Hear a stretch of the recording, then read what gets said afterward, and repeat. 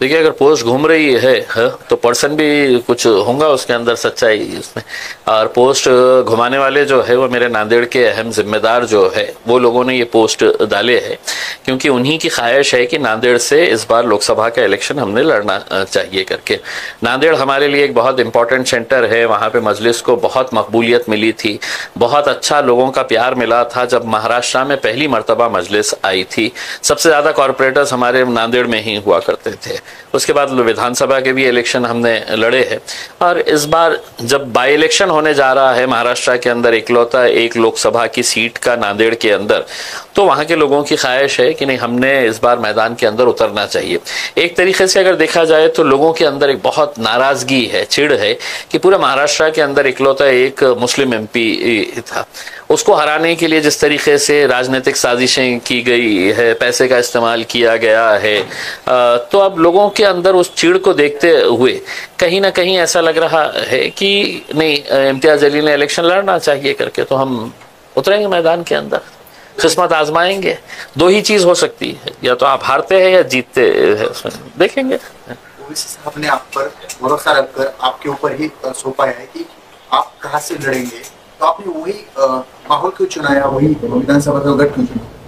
देखिए, लोकसभा की एक ही बाई इलेक्शन की सीट आई है, वहाँ के जो सिटिंग एमपी है उनकी डेथ के बाद ये बाई इलेक्शन होने जा रहा है।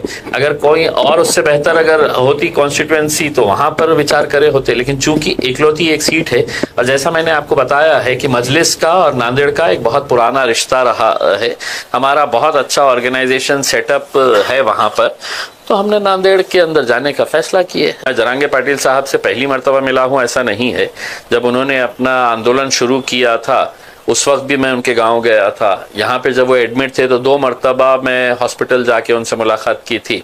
और इस बार यकीनन जब इलेक्शन के करीब अगर राजनीतिक पार्टी के लोग अगर एक दूसरे से मिलते हैं तो कोई मौसम के बारे में चर्चा नहीं करते हैं, नेचुरल है कि पॉलिटिकल उसके ऊपर ही चर्चा, और जो सोशल माहौल जो चल रहा है महाराष्ट्र के अंदर इसी के बारे में चर्चा हुई होंगी इसमें, और हमने करे है।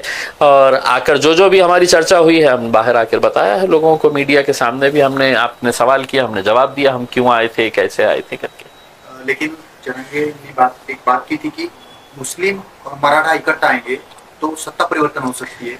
देखिए, जरांगे पाटिल साहब की एक बात मुझे पसंद आई थी, उन्होंने कभी भी मतलब ये नहीं कहा है कि किसी एक जात के ऊपर, उन्होंने कहा कि हम जात और धर्म के ऊपर उठकर हम सभी लोगों को समाविष्ट करना चाहते हैं जिन जिन लोगों के साथ नाइंसाफी हुई है करके उसमें। और एक अच्छी बात यह है कि जैसा मैं जरांगे पाटिल साहब के बारे में यही कहूंगा कि देखिए, एक समाज, किसी एक मामूली सा आदमी, एक सादा सा आदमी गांव का उसके पीछे अगर जा रहा है तो कहीं ना कहीं उसकी जो प्रामाणिकता है अपने समाज के प्रति, इस वजह से पूरा समाज एक आवाज के ऊपर उठ के उसके पीछे जा रहा है। तो यकीनन अब हमारी भी सोच यही है कि जितने भी एस्टैब्लिश पॉलिटिकल पार्टीज और एस्टैब्लिश्ड नेता है महाराष्ट्र, लोग है तो उनका चेहरा भी नहीं देखना चाह रहे हैं इसमें।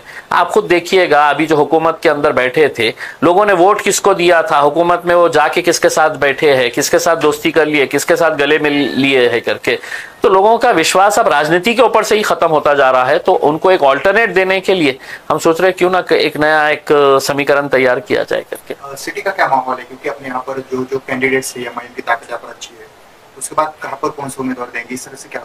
चलिए, शुक्र है आपने माना तो सही है कि एमआईएम की ताकत यहाँ पर अच्छी है, अच्छी ही नहीं है बहुत अच्छी है यहाँ पे, और हम पूरी मजबूती के साथ लड़ेंगे जहाँ जहाँ पर भी लड़ना है। हमने बहुत पहले अपना प्रस्ताव महाविकास आघाड़ी को दिया था, अभी तक उनके पास से कोई बात नहीं आई है। अब हमारी कॉन्स्टिट्यूएंसी, हमारे कैंडिडेट्स पूरे तैयार है, अब हम इंतज़ार कर रहे हैं, या तो आप साफ तरीके से बोल दे हाँ या ना। हाँ बोले तो भी हमारी स्ट्रेटेजी तैयार है, ना बोले तो भी हमारी, आप अपनी ताकत दिखाना, फिर हम हमारी ताकत दिखाएंगे। पूर्व मध्य से कुछ नाम सामने आ सकते हैं आपकी तरफ से? हाँ, पूर्व मध्य से आएंगे ना, बहुत सारे लोगों ने फॉर्म भरे हैं, बेहिसाब लोगों ने फॉर्म भरे हैं, उसमें से किसी एक का नंबर लगेगा उसमें। या आप दोनों जगह से लड़ेंगे? हो सकता है, मैं तो क्लियर कहा हूं ना। अगर मेरे कायद बैरिस्टर असदुद्दीन अवैसी साहब ने कहा कि नहीं सिर्फ लोकसभा लड़ो तो लोकसभा लड़ेंगे, उन्होंने कहा नहीं विधानसभा ही लड़ो तो विधानसभा लड़ेंगे, उन्होंने कहा कि दोनों जगह लड़ो तो दोनों जगह लड़ेंगे, और उन्होंने कहा कि नहीं दोनों जगह मत लड़ो, तुम लड़ो ही मत, तो नहीं लड़ेंगे।